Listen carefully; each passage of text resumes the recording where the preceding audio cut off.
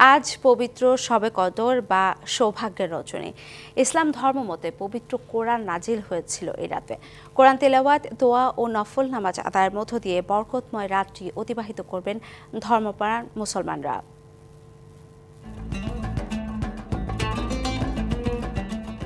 রমজানে মহিমান্বিত রাত শবে কদর। এই রাতে মহানবী হজরত মুহাম্মদ সাল্লাল্লাহু আলাইহি ওয়াসাল্লামের উপর নাজিল হয়েছিল মহাগ্রন্থ আল কোরআন। হাজার মাসের চেয়েও উত্তম এই রাতে আল্লাহর সান্নিধ্য লাভের আশায় ইবাদত বন্দেগীতে মাশগুল থাকেন ধর্মপ্রাণ মুসলমানরা।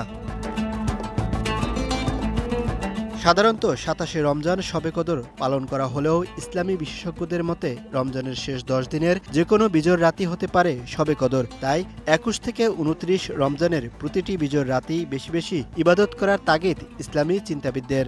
আল্লাহ রাসূল বলছেন, তোমরা এই মহান রাত্রকে যদি পেতে চাও তাহলে তোমরা ২১তম রজনী অথবা ২৫তম রজনী অথবা ২৭তম রজনী অথবা ২৯তম রজনী। ২৫ বছরের ওয়ারেন্টিযুক্ত দীর্ঘস্থায়ী দরজা প্রোটেক্টর, আধুনিক ও মজবুত দরজা।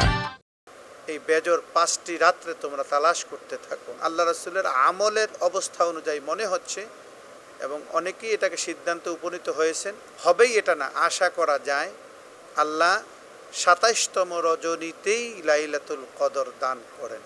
এ রাতের ফজিলত ও ইবাদত নিয়েও জানালেন এই ইসলামী চিন্তাবিদ।